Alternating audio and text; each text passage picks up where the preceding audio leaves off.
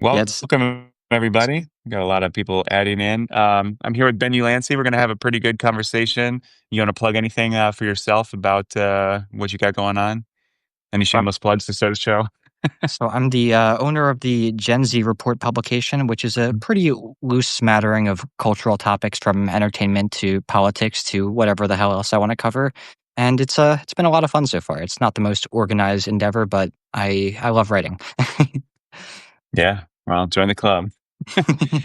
I was actually writing until like 4 a.m. last night. I just couldn't fall asleep. And, sometimes I think, well, if I'm going to just lay in bed and stare at the ceiling, I might as well be up and watching or writing and doing something productive. Yeah, the thing about writing is But that the inspiration comes when it comes, and I just try not to yeah, fight it. Like if I'm able to get that's to a very true. computer, I do it. So sometimes that is at 3 in the morning, but Yeah. Do you watch or do you write anything like scripts, stories, or you stick mostly with the kind of cultural political commentary, like the more serious thoughts that you do? I think one of the downsides that I've experienced with Substack is feeling like I need to shy away from some of those more creative endeavors. Not only because Yeah. it's hard to create an audience for serialized fiction, but because I feel like you kind of do have to hone down on these are my specific topics. And yeah, I do wonder sometimes whether certain things will go over well with my Yeah. audience. Do you ever wonder if your audience is captured kind of or something? Sorry, what was that? That's I guess a fear in the internet age. Do you ever worry if you're like audience captured or anything like that? Like if you switch it up too much, the people Yeah, won't stick with you? Okay, yeah. yeah. Everyone, As yeah. as my following has grown a bit, I've definitely noticed a bit of fall off when certain types of articles go up. Anything that's Yeah. not quite far left leaning enough, I think scares away certain people. Yeah, not far left. Yeah, speaking of that, that's some things we're going to talk about. But first up, I guess we can get to the news. A lot of news. I've actually been working this job like every single day for the last 2 weeks. So I haven't been that productive writing because it's kind of hard to write after working this job that I'm doing. But a lot of news, a lot of kind of fascist updates, unfortunately. But I had a thought, it takes me back to the Biden era, all this beef between Stephen Miller and AOC about his like 4'10, his height, which I guess I looked it up. He's actually 5'10. I was like, is he really short? But it's obviously a joke. And that's kind of the whole premise of the thing is like when you have these fascist demagogues trying to look like big, tough guys, you got to make fun of them and make them look like small, weak men, right? So it seemed to be effective. Like Fox News got in on it. Jesse Waters was defending Stephen Miller. And I think Jesse Waters has like in recent months, called talked about how sexy Stephen Miller is, which I mean, do you understand that at all? like, like, I It's don't mean funny, to judge people, but like Stephen Miller could not be cast better as like a Nosferatu vampire type, right? like Right. meets like Heinrich Himmler from like the Third Reich, you know? Oh, Stephen Miller's playing Nosferatu. Wow, great casting. Yeah. I saw that movie, I definitely thought Stephen Miller the whole time. Right. But what did you make of his plenary comment or whatever, where he was talking about how the Trump administration will have plenary authority, which you look up that word, kind of an obscure word, but it means like the government has like total control over everything and cannot be questioned. And then he did that thing where he froze and he pretended like he couldn't hear or like the screen froze. But any reactions to that? Yeah, this administration is definitely starting to lean more and more authoritarian, and yeah, people in his orbit keep trying to defend each and every action that he does, regardless of how much of an overreach it is. And I think that this Yeah, is just more of that. And you've seen a lot of it since this whole government collapse situation has started, where people would just say, "Oh, it's the government, the president who has complete control." Da da da. But having three branches of government all skewing Republican and trying to pin this all on the Democrats is just not really working quite as well as I think they'd hoped it would. yeah, that's true. Of course, the big news is the government's literally shut down right now, so that's silly. But it is ironic too. Yeah, they control the entire government, both chambers of Congress, the presidency, and they can't make a deal to keep their own government open. And I did like Trump's threats, like before the shutdown, he was threatening, like, well, I'm going to fire all these employees and not bring them back if the Democrats don't make a deal.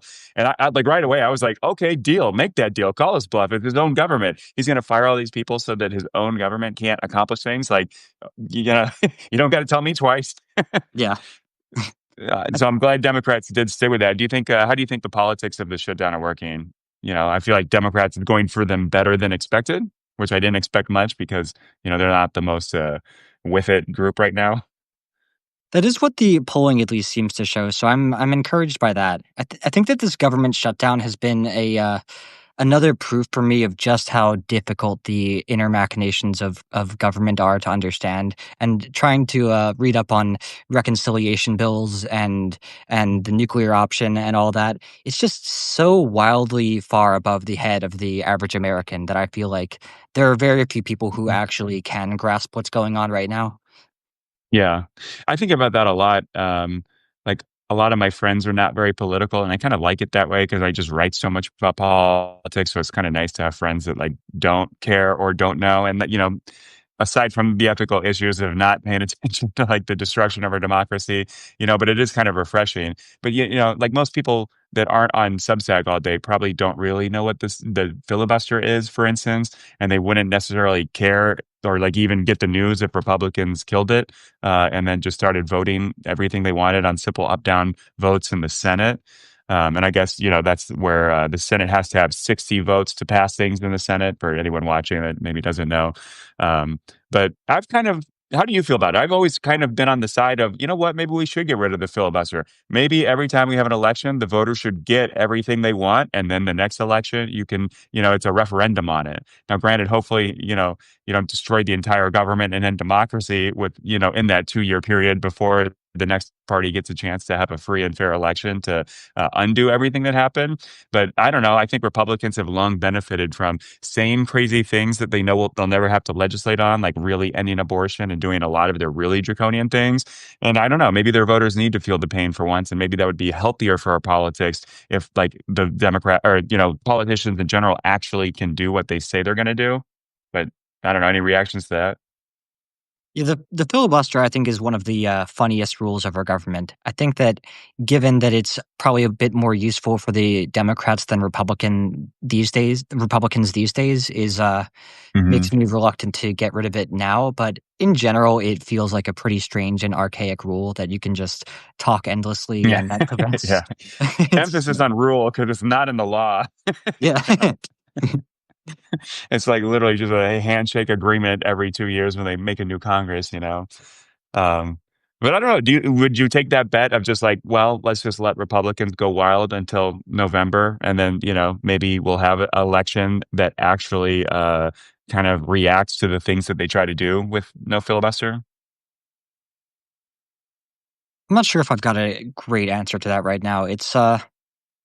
I for the time being, I'm glad that the filibuster is an option that we have. I know that Cory Booker was able to Hmm. utilize it well, but it's the way that you saw it used during the Obama administration by Republicans was just absurd, Yeah. and it really does feel like a pretty archaic rule in a lot of ways. I've never quite understood how that ended up becoming part of our government. Yeah, and, Democrats did not kill the filibuster when they had power. So Yeah. far, John Thune and Republicans have not killed it yet, although they do keep chipping away at it, like with the Supreme Court justices, obviously.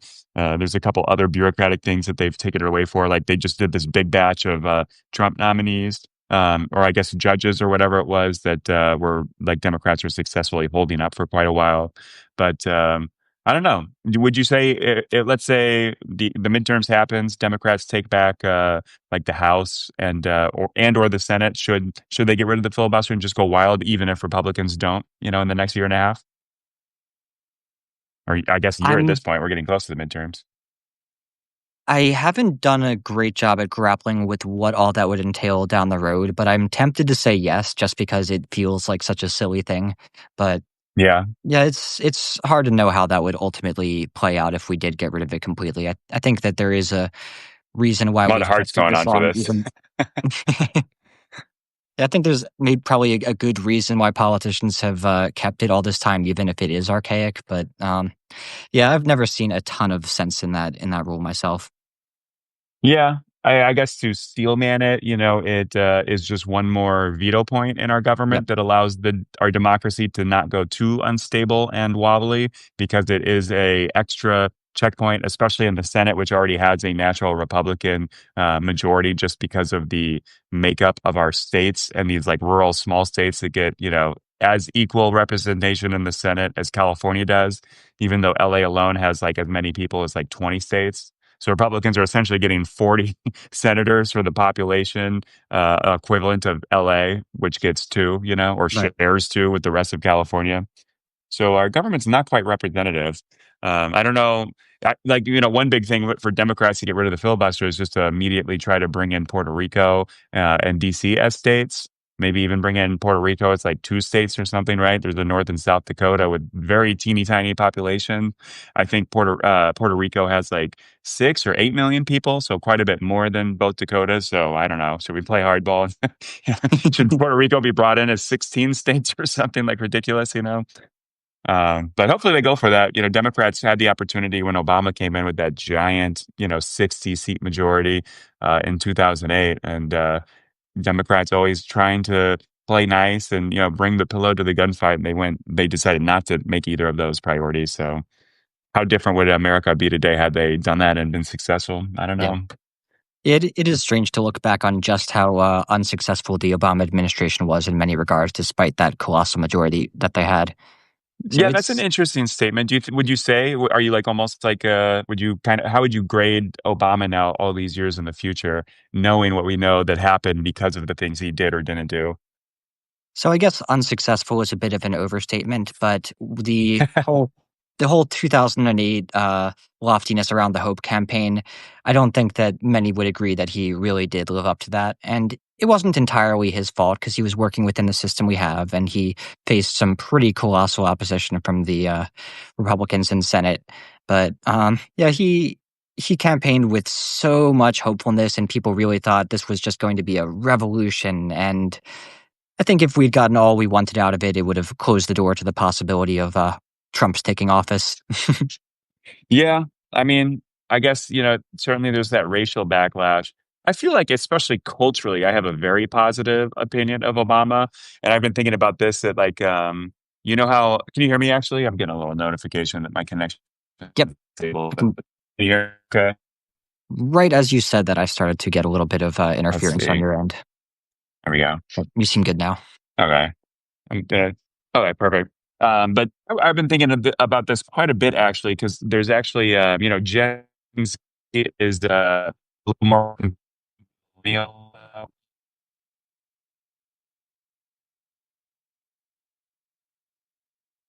My connection isn't too bad. Can you hear me? Uh, Yeah, it's can you hear me? Am I frozen again? yeah, getting a little bit of Okay. roboticism in your A little voice, but wobbly. Okay. Um, but yeah, I've been thinking about this a lot because Gen Z is a little more conservative than millennials, and millennials are, especially millennial white men, are like the most kind of like, or not the most, but a very committed like liberal vote in a way that is not matching trends among like Gen X, which shifted kind of hard right. Gen Z is shifting a little bit hard right, but the millennials that grew up in the eight and came of age in the 8 years of Obama's presidency, certainly are a little more idealistic than the rest of the population. And even Kamala Harris, had a disproportionate millennial white male vote. But I think that Obama really did have that like idealistic effect on America for many years, and unfortunately, Trump is obviously undoing that.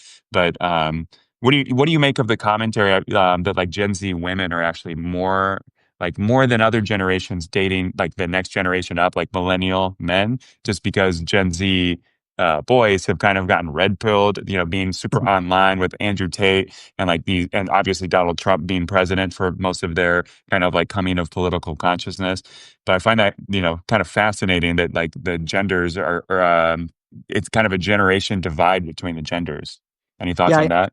yeah, I hadn't heard that before you mentioned it, and was really amused to do a little bit of reading on that issue because it makes all the sense in the world why women would feel the need to date up in the age bracket because I feel like it's must be such an interesting psychological thing to grow up and the first image that you have of a president is Donald Trump, and when you go online, what you see is Andrew Tate and the age of Yeah. reels and all that. So Yeah. it does make a lot of sense. I think that in many ways I'm very, very thankful that the first real image in my adult-ish life of a president was Barack Obama. But I did actually grow up a little bit during the Bush days, and all I Mhm. remember of that is my parents talking about, "Oh my god, it's so ridiculous that a president could be this awful. Look how stupid he is." And we always brought up the "Is our children learning?" quote, and now it just Mhm. feels so tepid by comparison when you think about every Yeah, stupid little thing quaint. that I'd like to right, vote for George W. Bush after Trump, you know what I mean? yeah. And But yeah, yeah, I've read some quotes from Bush in the last couple years, and he seems just absurdly sensible by comparison. Like, he oh, yeah, yeah, for wasn't real. was not that deeply inarticulate. Really did, harp on some things that weren't actually that awful. The kind of gaffes that most people make in life. Yeah, and I think I may have talked about this on our in our last talk, but there is a lot of kind of like reassessments of George W. Bush, especially if you can compartmentalize Iraq and Katrina, which were obvious, just like, obviously destroyed his legacy. His administration led to the giant Obama swing in 2008 and like the giant Democratic swing in 2006. But he did do a lot of things. The FEMA is basically all him reacting to Katrina, and they didn't really have a plan in the government before that, and now we do. Although Trump's dismantling that, like a lot of the charity and AIDS and all of the USAID stuff was kind of all George W. Bush. He really did have that compassionate conservatism that, like, on the side did actually, solve some good problems around the world. But I mean, obviously, you can just never, forgive the debacle that Iraq became and taking our eyes off of Afghanistan and just having these, 2 decade long forever wars simultaneously. Just not a good thing for a government. Yeah, I'm forgetting what the precise numbers are now, but his approval rating among Democrats, like, tripled or quadrupled in the years since he left office, and Oh, it really really? does make Yeah. sense. Well, good for you, George. Yeah. Maybe that's some good advice for Trump if he leaves office and is still alive. Maybe just do something simple like painting and stop being a giant bitch. you know. Right. That And would then be kind of going amazing. with the generational thing. I've been thinking about this a lot too. That obviously the postmortems of the election and Kamala Harris losing, and you can obviously throw in Hillary Clinton losing, but kind of the Democratic Party losing a lot of stalwart like union votes, losing a lot of like blue collar male votes. It wasn't that long ago where Democrats were like the working man's party and whatnot. But I find this interesting because, especially right now, Democrats, they're I feel like a little Puritan, and we're having all these litmus tests of like who is a real Democrat, and even things like Democratic officials will say one thing or have a podcast with a conservative or Republican, or go on Fox News and be a little conciliatory. But then it's like so many Democrats want to just throw them out of the tent completely, and you have like one transgression and you're out forever. And it's obvious that that's obviously having an effect on why, especially like, if we want to take the white male demographic, is so hardcore leaving the Democratic Party. And, I am very liberal millennial white male. I will vote straight ticket Democrat for like pretty much my entire life because I just started voting, 2008, I think was my first or yeah, my first election that I voted in. So straight Democratic ticket. I mean, look at everything I write and all the comedy I do. You're not going to really find a person like more credentially liberal than me. But on the other hand, I see that the Democratic Party like really does not talk to white males. And I'm Yeah. not like a dumb, selfish bitch where I'm going to be like, they don't talk to me. I'm red pilled. I'm voting Trump and Republican now. Men's rights, that kind of thing. But like, the more you look at it, you have to agree that Democrats really are not interested in like white male, especially like working class, like these kind of traditional Obama Trump swing voters. They're really not talking to those voters. And it's obviously bad for elections because you need those voters to win. Like white people are still a slight majority of the country or plurality. Males are half the population. But do you have any thoughts on that? Just kind of like, do you feel like you're left behind by the Democratic Party, or do you think they should do more to like not like just kind of act like white males have no problems, and if they have a problem, it's totally their fault and fuck them. We don't need their vote. We don't want their vote. Yeah, I feel like it's frustrating sometimes how we campaign so much on being the party of inclusivity. But when it comes to people who disagree on any one issue or do any type of reach out across the aisle, we very quickly let our exclusive side show. And I Yeah. experienced the brunt of this very recently with an article I put up. I think I called it "Not All Trump Supporters Are Evil." And one of the very first comments that I got was And this. people immediately react like, fuck you.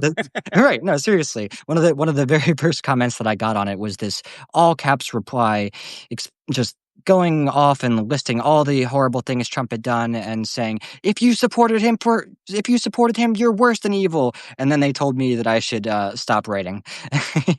And it just really goes to show Yeah. because like you, I have voted left my entire life. I've never voted for a single Republican. And for me to say anything that suggests that, hey, maybe it could be useful to talk to someone we disagree with, people meet that with such hostility Yeah. Right. sometimes. Yeah, I absolutely hate that. And I've written about this before. You lose every argument you don't participate in. You lose every debate you do not belong in. Like, how much of the buzz of the election was Kamala Harris wouldn't go on Joe Rogan, wouldn't go on like Theo Vaughn or whatever. And it's like you just need to be in those spaces. You need to talk to those people, especially now with the media so fragmented. People like, if you're huffing Fox News all day, you're not seeing the Democratic Party's like lame tweets that they do. You're not seeing Chuck Schumer's videos where he's like trying to look tough now that everyone's like, you're not the man for the moment, and things like that. But what do you think? Hold on, I had one more note here. Um, I mean, I guess I like to think of this in terms of like forever, like the Democratic Party has been talking about how like, Black women are really kind of the backbone of the Democratic Party and kind of the most like sane, like, moderate voters. And they're very strategic, even like voting for Hillary in the primary for many months until Obama really took over. I feel like, Black voters, like by necessity, are like just the most pragmatic voters in America, especially Black women. And then, not to toot our own political side's horn, but like, there's a reason I think Black women vote like Democrat somewhere between like 92% and 98% or something like that, like every election pretty reliably. But I guess that for the start of this point, I would like to throw in millennial white men. We're a good vote too. We're more liberal than the average. We didn't swing so far hard right, But you definitely get the kind of cliche that like the Democratic field offices and all the party apparatchiks are like young women and gay men, and like there is this like the kind of country music listening Republican flirting like white male like working class voters is just like the Democratic Party kind of doesn't have a message for them. And again, don't cancel us. I will always vote Democrat right now. I'm just calling it as I see it. Um, but we both watched the Ezra Klein, Ta-Nehisi Coates interview, right? What was your thoughts on that? Because that made a lot of waves and very much on this topic that we're discussing. So I understand a little bit of why that generated controversy when you consider the way that he spoke positively about Charlie Kirk. But what he said wasn't really about the substance of Kirk's debate, but as much as his willingness to speak to people he disagrees with. And I think that Charlie Kirk was racist and sexist, and that his rhetoric did pretty much invite the fate he ultimately met, which is a distinct stance from saying that he deserved to die. But Oh yeah, if you're preaching that gun violence is a necessary price to pay for the Second Amendment, and then you die because of unfettered access to gun control, yeah, there's a what did they say? Live by the sword, die by the sword element to that. But yeah, what Klein was admiring in Kirk was the ability to at least speak to people that you disagree with, and that's something that I don't think that the yeah. way that Kirk handled that was very good. I think he argued in bad faith, but Yeah, and he went it's to colleges to just yeah, debate people 10 years younger than yeah, him and try to dunk on them because they're just not wise to the world yet. yeah, but yeah, Not but the first when fight. but when you consider just how many people in the country are just completely closed off to the idea of ever speaking with somebody on the other side of the aisle, I do think that there is some merit in the ability to at least have those conversations. Um, yeah, again, this is the furthest thing from me saying that I in any way admire Kirk, but I do very strongly believe that it's been useful for me in my own life to have conversations with Trump supporters. And it's a very common talking point among Democrats that, oh, everyone who voted Trump 2, 3 times in a row is a cult member and can never be reached, and there's no reason to talk to them. But I've found on quite a few occasions that these conversations can lead to useful points of mutual agreement. And um, just in the last couple of days, I've had conversations with Trump supporters online who were replying to my article, and we didn't necessarily got to a point where we were able to agree with one another, but just the civility of our conversation was a reminder that no, not everybody in the MAGA movement is a seething maniac, and it's by design that so many of these people were pulled into the movement. It was one of the most virulent misinformation campaigns that's ever been waged, and it makes sense that so many people were pulled into it. I Yeah, no, that's true. And people definitely get like the red pill equivalent of like watching Fox News all day or just not really having access to like, liberal commentators or pundits. Yep, Um, but I do think there's always an annoying double standard too. Like obviously Hillary Clinton got so much beef for her deplorables comment, which not a great comment leading into the election. Not good to call a big portion of the electorate ostensibly votes that you want and think should vote for you, like calling them deplorables and kind of like unsalvageable. Um, However, it's like such a double standard because that's literally what Trump and Republicans do all day. Fox News is just constantly talking yep, about how Democrats are evil and godless and heathen and our cities are on fire and everyone dies. If you step foot in Chicago, you'll die. You'll get murdered and mugged.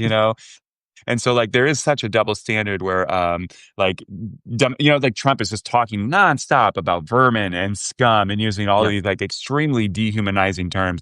But like Republicans just get the pass always of like, well, that's what they always do. But did you hear a Democrat said that like Trump yeah, voters are stupid? After Trump's like talking, we should all be arrested and like shot for treason. Like right. I guess now politically they're trying to like do these bombings of like these Venezuelan votes and like take the drug war into like warfare, and then how long is it until he starts droning liberals in the streets for being Antifa? I don't know.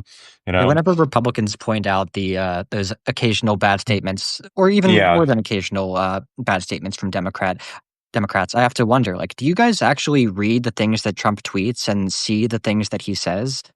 And I think that so often the answer just is yeah, no. Like what they see from Trump are the few reels where he says something reputable, and the way that he's covered on Fox News and yeah. comports himself in a vaguely civilized way, and they don't see the seething maniacal Trump who calls us all vermin and says that Yeah, no, that's true radical too. left needs to face their comeuppance, and except Right. he doesn't know the word comeuppance, I'm sure.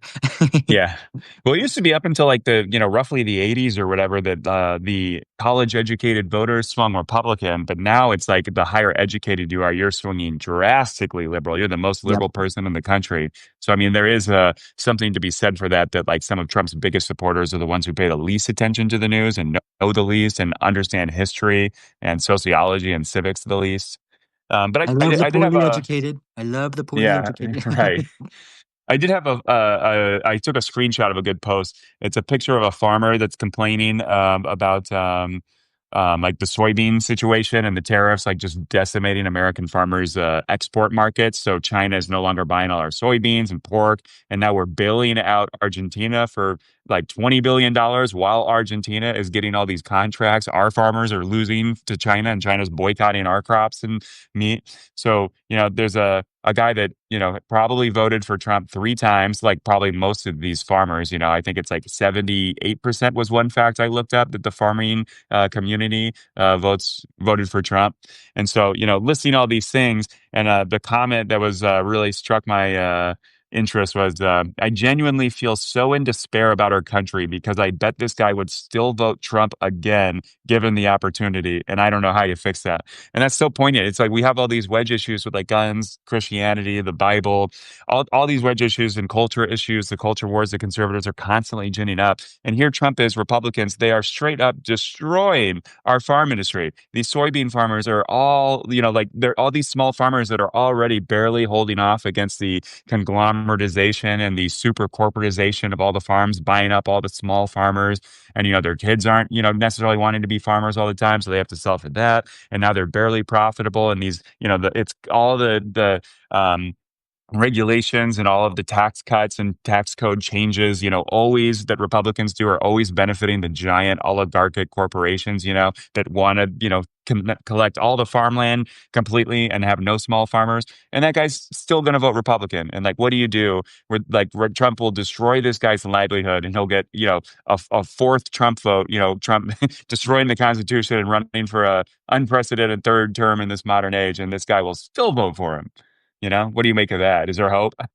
I do have a hard time squaring the idea that people do eventually leave cults with the notion that if this country were in apocalyptic tatters, I think that there would still be a significant faction of people supporting him. And I try to pick my battles when I do have conversations with Trump supporters because some of them I do have to recognize are just too far gone to be worth my time. And yeah, it's tough sometimes because I do believe in conversation, and I have seen instances where people who are swept into this cult for an entire decade do ultimately walk away from it. But it's so rare that it's hard to know when it's going to happen and how we should marshal our efforts. But yeah, it's not necessarily an end state when somebody has been a Trump supporter for this long. There are still those few people who are capable of being reached, and so many of Yeah. these people who have been with him this whole time, it's because the only people in their lives that they know are Fox News watchers, and they pull them back in the second that they start to have doubts. And Yeah. I think that the sheer number of people who supports Trump ends up being a kind of self-perpetuating thing where if another cult did things that were so absurd, they wouldn't be able to take strength in numbers in the way that he does. But yeah, Yeah. The recent post my most recent post at the Halfway Cafe, also with that photo that I was talking about, also has a TikTok from a lady, Bella Vandala, but talking about how like this is, your Trump voters are getting what they voted for, like the farmers, they kind of voted for this. Trump yeah, said he was going to do the tariffs, he was going to do the trade war, be tough on China again. China is like this giant buyer. They have such a giant population and need to import a lot of food, so they need to buy it, and it's good if they're buying it from us and keeping our farmers afloat. But how much sympathy do you think people like that farmer deserve? That like they did all of these votes, they have this, it's their guy in control, just shredding their industry. Like how much empathy do we have for them? Because it's obviously a provocative video where this lady's like, no, fuck that guy. yeah. I don't have any empathy. We told him this would happen. We told him Project 2025 was coming. They intended to do all this bullshit that's affecting everyone's lives. And then you said it was a hoax. You said it wasn't true. You Yeah. believed Trump when he said he didn't know any of these people. Then he hires all these people and they're doing Project 2025. And it's like, you fucking voted for it. Don't complain to us. It's already like blue states, higher taxation, higher budgets, higher GDP output. It's all the big cities that have all the economic growth and activity in this country that bails out. It's going to bail out these farmers when Trump inevitably has to give them the $20 billion that now China is spending in Argentina soybeans or meat or whatever. Like how much empathy do we have to have? Should we bail them out? Isn't this just socialism? Are we giving these farmers handouts and making them dependent? Should we be as tough on them as they are constantly about like the handouts in the cities and welfare and food stamps and all of that? I guess my answer there would be empathy in general is a useful thing to be able to practice, but I don't fault one bit the people who are incapable of offering it right now. And in so Yeah. many cases, I'm not able to offer that empathy. For the people who earnestly believe that liberals should be executed, and yeah, there's no use in trying to empathize with those people. But for the ones who are otherwise kind to people and were just pulled in by a campaign of misinformation, I do try to exercise empathy when I can, and it's kind of tricky sometimes to parse out who's who, between those factions, but in general, I try my best to exercise empathy when it comes to these people who it does earnestly seem like they aren't evil people deep down and were just pulled in by what Trump and his allies really designed and orchestrated to be one of the biggest misinformation campaigns of all time. It's very unprecedented to have a platform as big as Twitter weaponized, and it's that's I think that's one of the biggest reasons why I'm capable of looking at our modern circumstances and thinking how that affects our current situation. Because in the past, Twitter didn't even exist, and it wouldn't be possible to domineer someone's media consumption in the way that Elon and Trump and his allies did. So yeah, it really is a tough thing to answer, and I don't believe that the people who are the most deeply embattled by what's going on right now, it should fall on them to exhibit empathy. But I guess it falls on people like us be more empathetic because we're the white males and we aren't as deeply affected as some by some of Trump's policies. And I'm fortunate to be in a position where I can exhibit that empathy, and I don't fault the people Yeah. who can't. Yeah, and that's kind of the empathy of regular people too. Like, like you said, like as a white male that's like relatively like stable financially, the government doesn't really affect me, which is why it's sad. Like somebody in the comments was referencing like or asked like what do you make of the Hispanic and black Trump voters that like, Trump doesn't give a fuck about those people, especially if you're Hispanic right now, like going out of your way to like straight up discriminate against you and judge you by the color of your skin and maybe just arrest you on the street because they got these quotas with this horrific immigration status. But it's sad too, like being like the white stable male that government doesn't affect me, but I'm trying to convince these people that government does affect. Like vote Yeah, for your fucking interests. Like I'm the one that can skate free and probably go the next 3 years not really being directly affected by a lot of this more insane shit. Like I'm not getting targeted on the street by ICE. I don't live in a like giant city. I'm not rich. Like just most of the government just does not affect me. It affects people on the yeah, margins, and it's so sad to be like that reliable liberal voter of just like vote the party that is I could rant forever, but but maybe kind of going back to the Ezra Klein thing and the yeah. controversy over his interview. I'm just so struck by like the people like we were talking about the puritanicalism of like Democrats that like people want to throw out Ezra Klein from the tent now. Like Ezra Klein's irredeemable and everything he posts now. Like you're a piece of shit, Ezra Klein. And it's just like, what are we doing? If Ezra Klein is Yeah. not liberal enough to be in our big tent, like we will never win an election again. You need people like Ezra Klein. It's like. And he's got this giant podcast, all of these well thought out things. He's really a thought maker, a thought setter, really, and trendsetter, like in democratic and liberal politics. And it's like the idea that like he's now irredeemable and out of the tent, and we got to cast him out and shun him and exile him.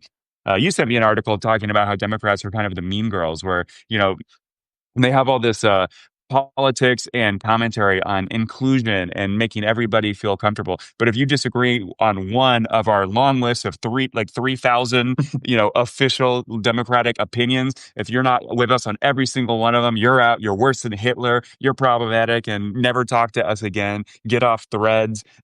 Totally get out of our. It's like we can't win elections that way. And that was part of his conversation where Ezra Klein is like very into government and elections and like having coalitions. And as a as a political party, it's your job to make a bigger coalition, get more votes than the other party, and win. And we're not doing that. So it's like we need to have those discussions on how do you win elections. It's not just upturn the table and start boycotting everything and never talk to a Republican ever again. Stop talking to all your friends and family. Isolate yourself like a monk in your little apartment of moral purity where you'll never vote for a Democrat because they'll never be pure enough for you. Like that is not how you win elections. That's not how you help all these people that actually get fucked over by the fascists when they take over because you check out and boycott the election, boycott the party that agrees with you way more than the other.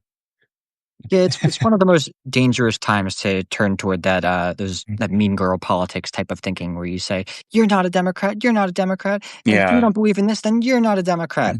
And I see so much of that. And I think that in many ways Trump has pulled that out of us in that we're all so scared and reactive right now that it's easy to feel like if you're not with us on all of these points, then you're against us. But at the same time, when the threat of Well, that Trump means is as everyone's huge against us then, yeah. But yeah, when the threat of Trump is as huge as it is, it just isn't a very useful time to start pushing people out of the party. And I do Yeah. ultimately yearn for a system where we have more than two parties. And ideally, I think that we would have a moderate conservative movement. And I guess I don't want there to be an extremist conservative movement, but I want there to be multiple parties for the people to choose from. And Yeah. yeah, a moderate Democrat Party and a super progressive Democrat Party. And the fact that we have this two-party system, it just keeps pushing each of us to further and further extremes. And I used to feel as though the Democratic Party was pretty moderate in the overall scheme of things, but as this mean girl politics trend has taken hold, it does feel in a lot of ways like there is a real element of extremism on a certain side of this party. Yeah, but how do you undo that? Because of the first past the post system, you just two political parties that are bipolarly opposed to each other is kind of inevitable. And maybe we'll get so far crazy that we'll have a pendulum swing back to like more moderation from both parties. Yeah. But like if you look at a chart of like the radicalism of both parties, like there's a few Democrats that you would consider maybe radical, like the Squad, like more socialist leaning people, but like compared to Europe, they're like still center left. But then you look at Republicans and from like the Tea Party on through the House Freedom Caucus, and like, Yeah. like almost as much as a third of Republicans are like really radical to the point where like, Yeah. wanting Trump to run again and maybe even be a monarch, like they really don't have that much interest in elections, certainly not free and fair ones, that would make them lose. So what do you do with that disparity where the radicalism is just so like non-linear and just really on like leaning heavy on one side of the spectrum?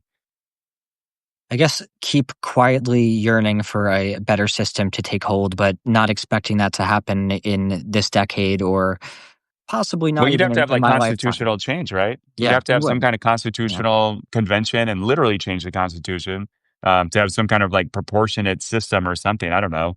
The way our Congress works, you can only have two parties, and if one party splits into two, well, congrats, that side of the spectrum lost, and you get the Yeah. complete other side. One thing on which most Democrats and Republicans can agree is that the system we've always had is broken, and for the people who voted for Trump's explicitly because they wanted the system that we have to disintegrate, I there's a certain empathy that I can have there because my entire life I've known that the two-party system that we have is broken, and I don't think that it's on this current body of elected officials to fix that, but when everyone can agree that what we have isn't working, it does speak to some real systemic problems, and Yeah. I've felt for a while like we really do need a better government, but that's just such an incredibly lofty and faraway goal that it's hard to imagine how we would get there without civil war or anarchy. Yeah, somebody mentioned in the comments ranked choice, and I think outside, like I'm probably not for a constitutional convention for us to like totally rewrite the Constitution, and like who knows how long that takes, and like Yeah, Republicans right now are not going to do that in good faith. Yeah, especially as they control both chambers of Congress. Definitely not a good time to let Trump take the lead in rewriting the Constitution. With his bully pulpit. But ranked choice would be fun. Alaska does that, and they just actually not this term, but the previous Congress had a Democratic representative for the first time in quite a while. Ranked choice makes some really interesting elections in a couple other states where just the total dynamics, like with the New York City primary, that has been some interesting mathematics and strategizing. But I guess that's one way to do it. Each state could individually do ranked choice. You don't need a constitutional amendment or anything like that, and that might have like a big effect in like weeding out the really polarizing candidates that like yeah. both sides hate, and you'll have these surprise like moderate candidates. I don't think it's a bad thing if in Massachusetts occasionally a Republican will get elected to statewide office there, or like in the inverse, like Idaho would have a Democratic representative or senator occasionally. That might be a cool idea. Any thoughts on that? It's a more attainable goal than starting from scratch with an entirely Yeah, new constitution. yeah, And that's true. yeah, I wish I could snap my fingers and see it happen. I imagine that it's a lot trickier than it sounds at face value, but it's certainly got to be easier than going through a civil war anarchy period just to get a new constitution. Yeah. Kind of going one more thought on that, like Puritan, like thing in the Democratic Party, that kind of impulse that Democrats have. But Jake Tapper has been going through a lot of controversy. I think you flagged that, but he did that text interview with Trump, which was kind of weird. And then, of course, he wrote that book about Biden being senile, which compared to Trump right now is not a career move I would have made. Spending a year or two writing a book, like just lambasting one of our extremely old senile presidents and not the other. But any thoughts Yeah. on Jake Tapper's kind of controversies? It's hard to say it's a one-to-one situation with Ezra Klein because I was a little bit more frustrated with Jake Tapper for what he did. But at the same time, I don't think it's useful to say Jake Tappers no longer belong in our party because we need every vote we can get permitted that democracy holds long enough for votes to count. But Yeah. it's also I think it's a little more similar to Bill Maher in a lot of ways because I think that he's brought on a lot of the ire that he's earned in the last few months, but at the same time, I think that it's very useful to have voices like him who are capable of calling Yeah. out the excesses of Oh, both yeah. sides. There have been quite a few statements I've heard from him where I'm like, yeah, that's a really useful thing for you to point out that Yeah. it's a double standard, Right. and And he's yeah, the guy that's telling those liberals that have that impulse to strike out everybody, hey, fuck you. You're the yeah, fucking problem. Shut the yeah, fuck up. Like, that's useful. I like Bill Maher a lot. I totally understand why people hate him, and he is kind of bitchy on his show a lot, yeah, and he's a little full of himself and annoying, so I totally understand why he grades yeah. people, like, totally the wrong way. However, like, he's the only person that'll bring on Steve Bannon to his show, look at Steve Bannon in the eyes and say, "You're evil and you fucking know it. Right. We both know you know it." Like, no one else in the media will do that, and, you gotta take some of his more insane takes about, like, he went off the deep end with COVID a little bit and some other things. But again, it's like, it's that idea. You don't have to agree with him on 100% of stuff to still think he's a good voice and he's doing a good thing for the media, you know?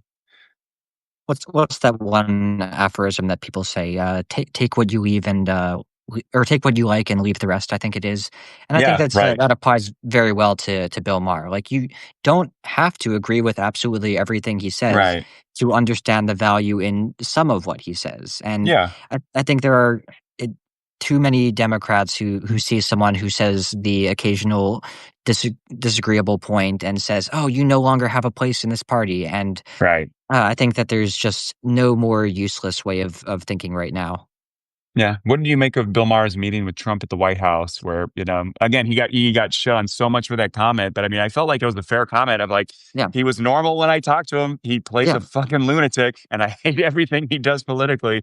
But, like, maybe he could have had a more nuanced statement about that, like, crazy shit. But I was curious, what would you do if you went to? Would you accept a invitation to the White House to have dinner with Trump? And then what do you think you would ask him? Like, how would you handle that differently than Bill Maher did? I wrote an article about Bill Maher called "Why I Want to Believe Bill Maher" after he made that statement, and Yeah. I really so much about what he said there really wasn't all that extreme. What he claimed was, this person who is an extremist and has said many fascist things on the air was able to put on a civil face when I met him. He didn't try to downplay the excesses of this administration or say that crazy isn't crazy, but he said that for the hour or two that I was with him, he was able to be civil and personable, and I don't think that Bill Maher was lying to our faces when he made that claim. Yeah. What I would do if I had a dinner with Trump, oh man, I think I would be in a similar position to how I often feel when I converse one on one with Trump supporters, where I'm just so overcome by all of the negativity of the last few years that I would hardly know where to begin, and just oh, I could talk about this issue and this issue and this issue and Yeah. end up kind of just fumbling around a bit. But what I do believe is true of him is that it would be useful to concede a little ground and say, this is how we've fallen short in this way. But I think that you're doing these things that are objectively fascist and Yeah. dangerous for all of us. And yeah, appeal with a little bit of flattery before saying, hey, this is madness. Yeah. I think about this a lot because like, you watch, like, CNN clips and, like, kind of the legacy media, institutional media companies where, like, obviously it's so archaic now. The idea that you'd have, like, a 3-minute segment on the most pressing issues of the day, and then, like, they start saying something interesting. Sorry, we got to go to commercial break. But I would Yeah, love, like, to be on CNN or MSNBC if I was, like, a host. I feel like I was thinking about this. I would take it almost as if, like, you're stopping a fight on public transit between, like, two homeless people. I'm just like, stop. Why are you saying that? Why are you saying that to them? Why do you say that? Like, and just why are you doing that? And just almost like Socratically, just keep asking them why they're doing and what they're saying instead of just, here's a question. And then they give this canned answer yeah, that they memorize. And then you go on to the next question. No follow up and no, like, why, no delving deep into the soul of them of why they're saying such a, like, blatantly political thing. But, like, all of the legacy media is just like, well, commercial break. yeah. Thanks for coming, and we'll talk to you next time. When we want your just canned political answer for, like. and it's like everyone kind of takes their jobs lazy, and everyone has a right to be lazy at work, right? But it's definitely lazier and worse for society when like media people don't take the opportunity. And I think I kind of have a bone to pick too with like a lot of these conservative, like especially podcast hosts that aren't smart and not capable of doing conversations. But like Theo Vaughn has no Right. business Right. talking to Oh Trump my before an god. election for a big election. Like what the fuck does he know? He's not even really that political. And again, I don't want to do the liberal thing of Theo Von's the worst. He like cast him out, never talk to him, boycott him. Like I think you are allowed to just realize people are fucking morons. Like same thing with like sports and like celebrities. Like I don't go to them for their political opinions. So if they're extremely liberal and annoying or extremely conservative and annoying, it's just like, okay, I'll see them in the movie, but I'm not it's not surprising to me when a NASCAR driver turns out to be a Trump supporter. You know what I mean? Right. It's like I'm not going to NASCAR drivers for all of my political diet of the day. You know what I mean? Theo Von is the podcaster that I've been the single most frustrated with, not because Yeah, he says things that are outwardly offensive, but just because, man, who handed this guy a microphone? But at the same time, who handed Donald Trump a presidency? I think that Theo Von yeah, is the Donald Trump of the podcasting world. So it makes a lot of sense that he yeah. had Trump on the show when you think about it from that perspective. Right. But at the same time, yeah, people who are so deeply unknowledgeable and inarticulate in general probably shouldn't be the ones that are able to get the president on their show. Yeah. And at some point it's like just the kind of delusional aspect of people where like, oh, I could do that. If I'm successful at something, I must be a genius at everything. And like, Right. if I were Theo Vaughn, I would hopefully have the self-awareness to be like, I do not deserve to to be like the number one podcast interviewing like Kamala Harris and Donald Trump separately, right? In the last month of the election or something like that, right? It's like kind of knowing your time and place. Like think like someone like Jon Stewart, Stephen Colbert, they're capable of, handling that and knowing Yeah. enough. And while it is a disservice to the electorate and the people and their own audiences, because like just softball questions that you don't know what's going on in politics or how the government works. But I don't know. I guess I'm ranting a little bit, but On a um, slight Theo Von tangent, I yeah, saw this yeah, go for it. this one interview he did with this like 10-year-old influencer or something. I'd never even seen him before, but it was just such a 10-year-old one-to-one influencer. conversation where they were just on the same exact mental level, and it was just so hilarious to me. But Look for that. Send that to me or something, whatever you're looking at there. Um, I guess turning subjects, what do you make of Marjorie Taylor Greene kind of turning a little moderate and now coming out in favor of the Obamacare subsidies?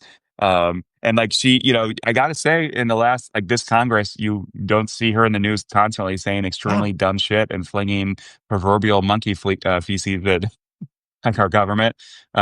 She's also hardcore, for the Epstein files coming out, even if I guess presumably Trump's in them, and like a bunch of big Republican people. So, what do you make of her kind of about face? Is it authentic? Do you think it's legit? Do you think she's had a change of heart with how kind of maybe insane she has been and contributing to the polarized government we have now? when you think about how much Republicans allegedly care about the pedophilia issue, it makes sense that she's really harped on this, and it's been kind of strange to see so many people do an about face and say, "Oh yeah, Yeah. we really don't care about the Epstein files." Um, at the same time, I've been surprised at how many Mhm. Democrats who were completely silent about the Epstein issue during Obama's administration have suddenly taken on the rallying cry of "Release the Epstein files! Release the Epstein files!" I think it's should be something that we can all acknowledge as an objective societal good for us to Yeah. know who was on that list, and it's strange how much of a political issue it's become. But yeah, I feel like Marjorie Taylor Greene is one of the only rational Republicans left when it comes to that issue, and it really speaks to just how much she actually did care about the pedophilia issue. And Yeah. Well, did you see I Swalwell's statement that he thinks that like if they actually go through the vote, you're going to have just like 100 Republicans switch and vote for releasing it because they don't want to be on the wrong side of history and they kind of know that this is inevitable. and they're kind of like keeping the government shut down partially to prevent this from coming out. And they're not seating, they're using it to not seat that Arizona Democrat that won that special election, who would be the 218th vote and the last and final vote needed to release it outside of the power machinations of uh, Speaker Johnson. I would so love to believe that Swalwell is right. I mean, I think that quietly they each know that they would be on the wrong side of history to vote against Yeah. that. But would it be more cowardly than voting against Trump's impeachment twice? It's on a pretty similar level of cowardice. I think that this is a Yeah. completely feckless Right. body of elected Yeah. politicians. Yeah. You'd like to think though that like a vote to out the biggest child sex trafficking like ring in the entire country and maybe in American history wouldn't be such a who knows both sides kind of thing. But um and then let's see, with Epstein, did you have any reactions to the Pam Bondi and Cash Patel testimony last week? With them kind of like refusing to answer and dodging the question, and they're kind of like political bullshit, like Pam Bondi, like having a notebook just filled with like pivots to just attack the like ad hominem attacks on all of the Democratic representatives questioning her. I actually didn't follow that story as closely. Okay. Well, it went about as you'd expect. Yeah. Yash Patel getting stupid and not answering questions and just being militant and wasting, the representative's time. But Pam Bondi, I guess, in theory, has like seen the tapes of Epstein, seen Yeah. photos. Allegedly, the FBI has like photos of Trump posing with like half naked underage girls, with Epstein. So, good legacy that she's building. Yeah.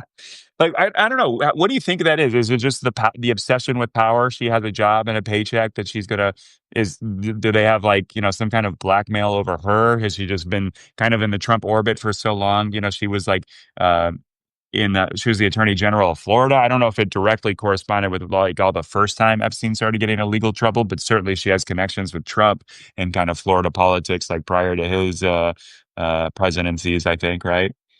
Yeah, something I've wondered for a while is how many of these elected Republicans have gotten like mafia style threats where, if you vote against this, we're gonna come for you Yeah. type situation. Well, So I have a theory that probably Trump has access to all of Epstein's blackmail, right? I mean, yeah, it's, I guess, like a barely kept secret that Epstein filmed all of this stuff and, invited people over to, I don't want to go down the rabbit hole of like he was a foreign like agent or something with like Israel or something. I guess it could be, but, yeah. certainly he was, getting blackmail and like, where's all that blackmail? What did the FBI do with all of that? What about all the evidence from the cases prior with Epstein's like, sweetheart deal? What about all this stuff since, and then you have all the Epstein victims getting together now, and they're like threatening to release all the names that they know. Which I don't know what's the holdup on that. Are they just waiting for Congress, I guess, to do it the official way before they kind of go Hail Mary as a last ditch effort to hold somebody accountable? There's been a rumor for a while that they're just going to redact all the Republican names from the list and give the public just an exclusively Democratic Epstein list. I hate And this I world. and and I'm honestly kind of surprised that hasn't happened yet because I feel like it wouldn't Yeah. really be that hard of a thing for them to Yeah. do. And they could have done it a long time ago. Yeah. Yeah. I And guess just to that's appease all of the talk about this whole Epstein right. issue. All right, here's the files. It's only Democrats. Now stop Yeah. talking. Not a single Republican. What a coincidence. Yeah. Right, right. It is funny that that is like the saving grace that like you do have to remember that these people are morons that have been promoted above their capacity to really serve in the jobs that they have. So we are kind of like Cash Patel. Do you think he's walking around like everyone's respecting him in the hallways of the Right. FBI? Pete Hegseth, does anybody, like that speech that no one clapped and he's got all these like canned lines where he's like holding for applause that won't come, thankfully these people are fucking idiots. Yeah, if this is um, what fascist authoritarianism looks like, I'm thankful it's so goddamn Well, boring. it has to be like this because you can't have authoritarian fascism with smart, capable people that will not lie and will not just go along with like the stupid, like charade that the demagogue is insisting upon. So Yeah. I think I wrote an article about this. Like, you don't really see long-lasting authoritarian governments unless they're like extremely brutal and just killing like thousands of their own people. But like it's inherently pyrrhic because you fire all the smart people, the sane people, the people who will tell you the truth. Demagogues do not want to be told the truth. And then it's like Russia's a good example right now. All the lies about the military, about Ukraine, they go in, get curb stomped, and now they're not winning this war. And now Russia's like pulling troops back and having to defend, even Russian territory. So 3 years, the lies got them into a 3-year war because he's just surrounded by brown nosers. Everyone else got pushed out of buildings or poisoned.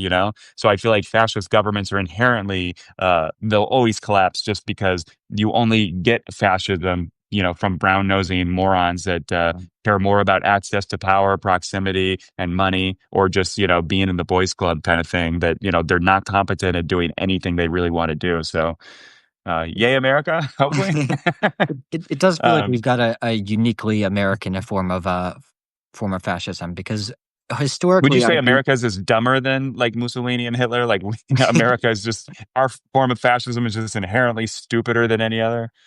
It does seem that way because I obviously you can't speak in any way positively of Hitler, but gosh, there really shouldn't be a but there. But when you hear his speeches, But the he is Autobahn, someone Ben, who is the Autobahn. charismatic and articulate, even if a deeply evil and genocidal human being. But yeah, to compare his speeches to Trump's, Trump seems far more bumbling and moronic than I typically Yeah. associate with the conniving fascists that we've often seen in the past. Yeah, I think one saving grace for American democracy is that Trump got started so late on his political career of divisive demagoguery. Yep. Um, Speaking of that, I had this. This is just a like a thought experiment. Um, how would you steel man Trump? Like, you were talking about how like talking with Trump voters to give the most credible praise to Trump, or maybe just the most cogent explanation for what he's doing and why he's doing it. How would you steel man? Like, for instance, like I'll give a couple that came up with. He hasn't totally abandoned Ukraine, which I don't know why he hasn't, because it's very weird that he's not helping Ukraine, but he's also not totally fucking them over. We're still Yes. doing like military, maybe the military is just really taking the lead and keeping him from stopping that. But like, I guess you got to give some credit that he hasn't just totally pulled out and fucked Ukraine. Yep. And when I personally believe it's so in America's national security interest to have Ukraine curb stomp Russia, join NATO and the EU eventually, be a bulwark against, Russia's been trying to invade Europe for like literally 1,000 years, maybe, maybe not that long, but like since since they started coming into their own after the Mongol Empire, so like probably like 700 years. So I guess that's kind of good.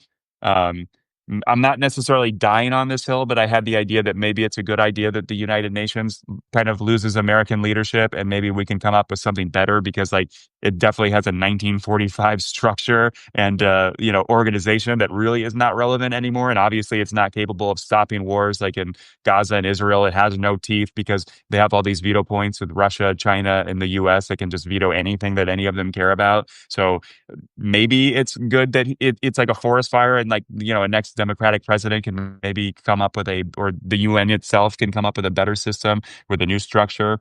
But how would you steelman the Trump second term? I've returned a lot to the broken clock that's right twice a day metaphor when it comes to Trump, because I think that so many people on my side of the aisle refuse to acknowledge that the broken clock is ever right. But there Yeah. were the occasional things that weren't horrendous or were actually objectively good that have come from his time in office. I think that Operation Warp Speed, for example, had an incredibly silly name, but did fewer people die as a result of it? Yeah. I think that what's happening between Israel and Gaza right now is an objective humanitarian good. I think that Trump did it because he personally wanted the Nobel Peace Prize and doesn't actually have any empathetic interest toward the people of Gaza. But yeah, I'm not That's going so to funny say that that we can it's. just dangle that carrot in front of him to do good things. But yeah, I don't think that it's useful to argue like, oh, the Israel Gaza treaty is bad. And I have actually seen some Democrats try to make that point because they have such a hard time grappling with the notion that anything positive whatsoever could come from a broken clock. Yeah. Um, I heard an interesting point. It was talking about how like Democrats just suck at like communication and the political side of governing, and how like Biden like got more hostages freed than Trump's deal now. But like, even Democrats have memory hold that. And but I don't know. It's interesting on this subject. It's like, is that what do you make of the Biden administration's dealings in Israel with Gaza? Like for 2 years, Democrats couldn't stop it. They didn't kind of play hardball and say, we'll just revoke all funding. And now, like, I guess a lot of people are still blaming Democrats and Biden and even Kamala Harris ludicrously at events. Like they're going to protest Kamala Harris when she's not the president over Palestine. Yeah. But was this just like a giant political miscalculation, a swing and a whiff? How do you make of Democrats? And now, obviously, Trump's going to give himself all the credit. Republicans, the media are all going to give Trump credit, even though I'm sure he's not the one doing the like the tough negotiating, and he's not he's not taking homework into the White House every night and reading up on like what the latest deal negotiations are. So I've been to Israel before, and I think that one of the things that surprised me the very most going there was that the people who were so deeply affected by the Holocaust could turn around and be so pretty Yeah. across the board pro-Trump. Like most Israelis that I spoke to could at least say a fair amount of positive about him. They were capable of grappling with the wrong, but yes, so much Israeli leadership and so much of the citizenry there is pretty darn pro-Trump. And I think that the fact that a deal was able to be worked out here has much more to do with the relationship between Netanyahu and Trump and wanting to hand this victory to him to make him look good than it does any actual negotiation skills that Trump has. Well, yeah, and I would say with all things Trump, the celebrations are very premature. Like this, Yeah, like let's give this yeah, deal like more than a day or two. right. I'm sure, like I don't think Netanyahu has any vested political personal interest in stopping this war, and having Israeli society go back to normal, where they can maybe throw him out of office and prosecute him. Um, the deal is again, it's like the thing Israel kind of always does, where they're making a deal with Hamas, which has been destroyed and is a terrorist organization that the rest of the world hate and does not really speak for all Gazans. So they're making this hardline deal for Hamas to agree to, where it's like a lose-lose for the Gazan people, because either Hamas accepts the deal, has some kind of still like power control structure within the deal, and fucks over the Gazan people and continues to oppress them, or Hamas, because they're fucking morons and idiots and like, terrorist sympathizers, they don't accept the deal. And then Israel still blames the Gazan people of like, oh, we tried to make a deal. The Gazans will never agree to anything, even though it's not really a good faith. There's not really a good civil, like political leadership representing Gazans who don't want to be bombed and don't want to kill Israelis and, that kind of thing. So I think we're definitely, I think Trump and his acolytes are definitely celebrating prematurely here. Oh, yeah, absolutely. Yeah, I went on Twitter earlier today, and it was kind of amusing to see the absolute field day that the Republicans were having with the Trump Yeah. Gaza news, and like, see, are you stupid libtards ready to admit yet that Trump is a savior for humanity? No, a lot of us are capable of acknowledging Yeah. that this is a good thing, and Trump is still a vile, evil human being and a fascist in his own country. But yeah, Yeah. we're not going to pretend this is bad. I don't expect that it's going to last in any meaningful way. There have been Yeah. a few times where there have been positive news stories that have developed during Trump's administration about possible ceasefires and deals being made, and Yeah. each time up to now, those have disintegrated. So we'll see what happens in a couple Yeah. weeks.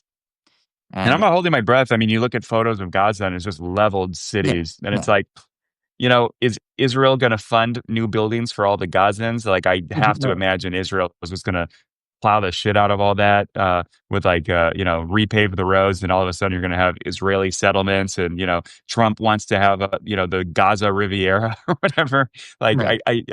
I imagine the outcome of this is not that Gazans are going to get a beautiful opulent new city full of funding and investments from the rest of the world and America, and Israel will really help rebuild in solidarity with the Gazan people. You know what I mean? Like Yeah. I'm very skeptical of like how this is going to play out for Gazans. They're just going to probably be kind of pushed into a even smaller range of like the territory that they have. But do you think this is good for Israel long term? Do you think this is bad for like Jews worldwide in terms of like having to like answer for, it's unfair obviously to expect like American Jews to answer for a country that they don't live in and a government they don't vote for and have no political participation in. But certainly, anti-Semitism is the enduring like bigotry form for like the last 2,000 years or longer, Yeah, going back to like ancient Egypt, I guess, enslaving them. But yeah, it has been a shame how much of a driver of anti-Semitism the whole conflict there has become for just Jews worldwide who have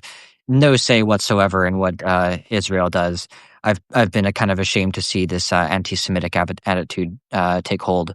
Um, I Yeah, I think there's a good chance that this is going to be good for Israel long term, and that it just looks so horrible for Israel to keep committing war crimes. Um, and if nothing else, I can at least say that what Israel was doing was pretty darn evil and murderous, and in the war crime department. But given how long the conflict there has raged on, I can't say that I'm not understanding of the motives behind it. I think that the hostility has lingered for so many hundreds of years that it's much more complicated, for example, than the Russia-Ukraine issue, which I think is a much more simple, these are the good guys and these are the bad guys type of situation. yeah. Do you have any thoughts on Russia and Ukraine? It seems like a lot of the news that I've been seeing is that Ukraine's like increasing the number of cities they're liberating now. Russia, like I mentioned earlier, there's reports that Russia is pulling troops back to their border because now like Ukraine's drone wall is just so fucking effective that they are just like obliterating like every Russian attack. And I have written like a 4,500 word article on why I think Ukraine is a good use of America's attention and money and funding and support. But I'm kind of very interested in seeing how far this goes. Hopefully, Ukraine doesn't go insane and try to like steal a bunch of Russian land and keep the war going. But I don't know. What do you do? Like, does Putin have some kind of political falling out if like Ukraine gets back to their borders? Just seeing the draw. And again, obviously, I'm seeing my algorithm is like very pro Ukraine. So I mean, obviously, a lot of Ukrainians are dying every day too. But the Ukraine's bombing Russia's oil refining infrastructure and like on a weekly basis like 2% of Russian like refined oil is like being taken off the market, so that is really starting to hurt Russia. And they, with the sanctions, they don't really have the parts or the capacity to kind of rebuild a lot of this stuff very fast. So I don't know, any thoughts on the end of that war because Ukraine fucking won it like the badasses that they obviously have Yeah. been.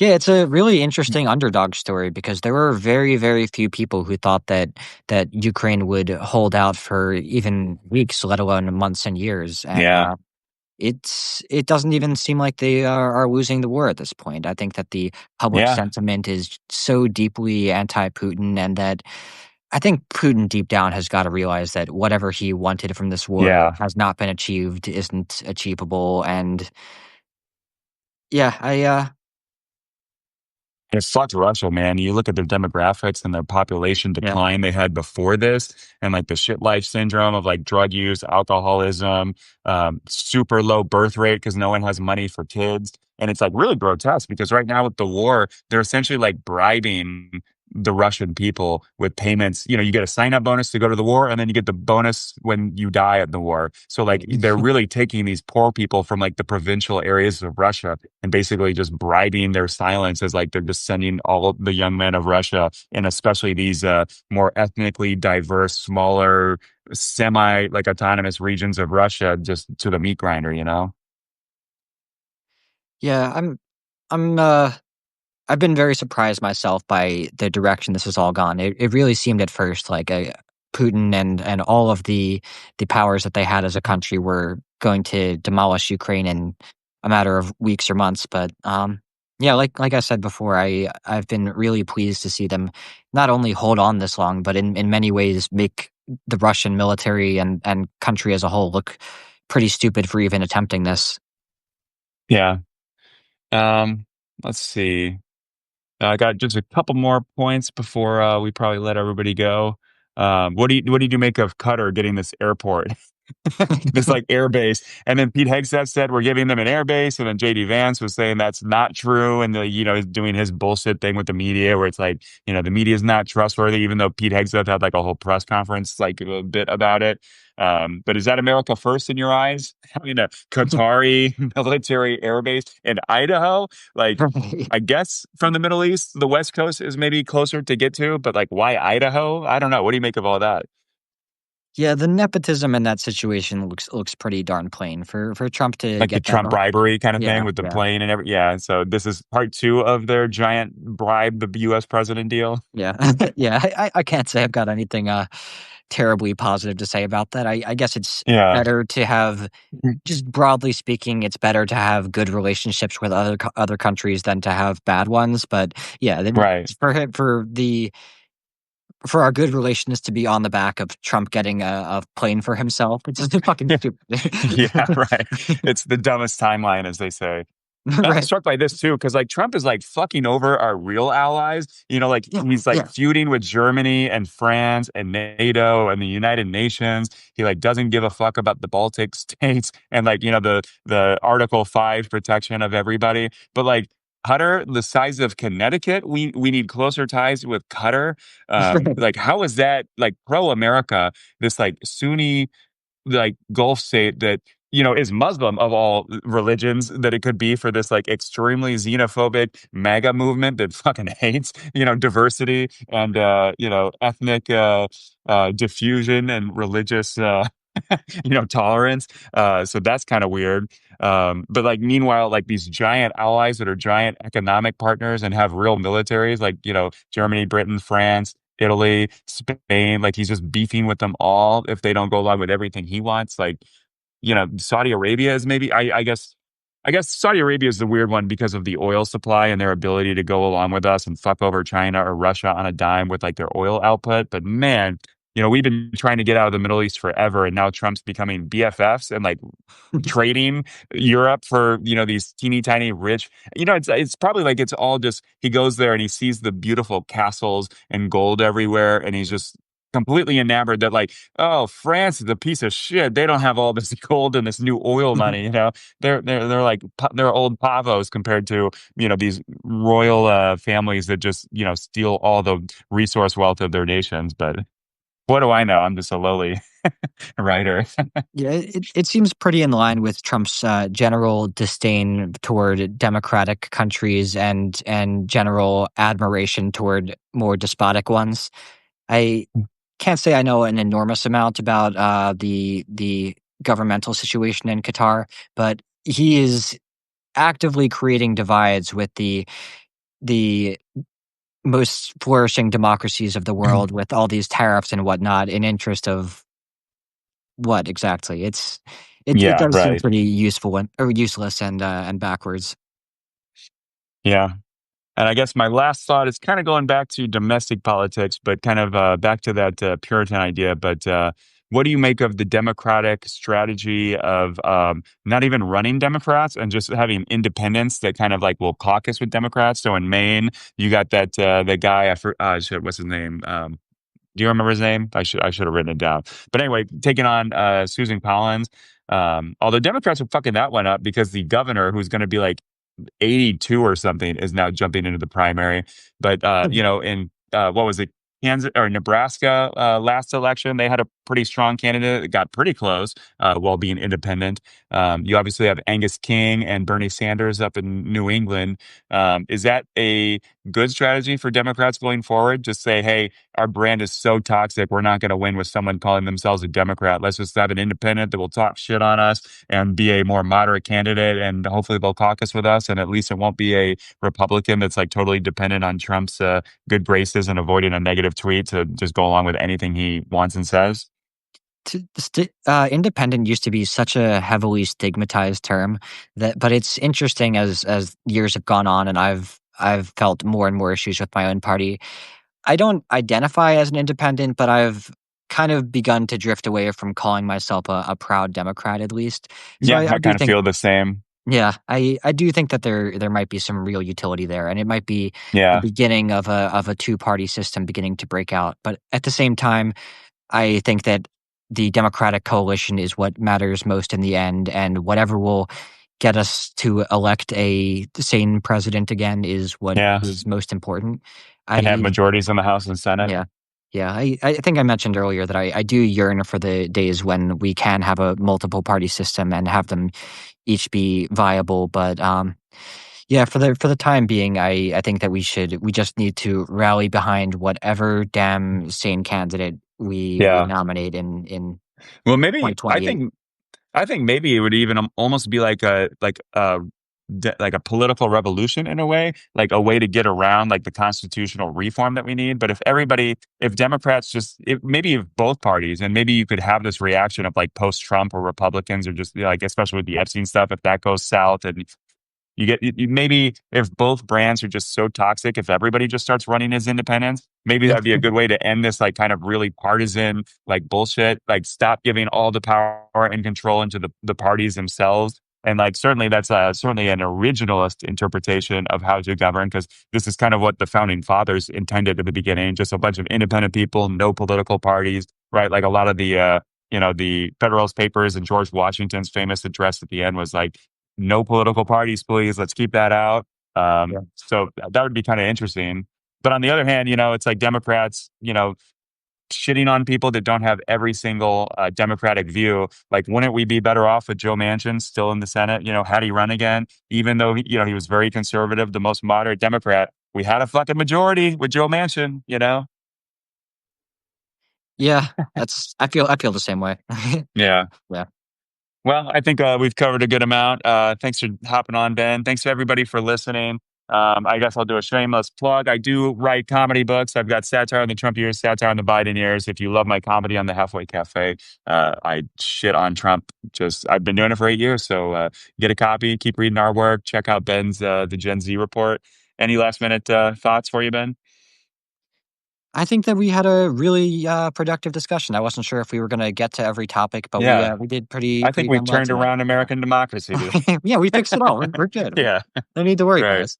Yeah. And thanks for the kind words, everybody in the comments.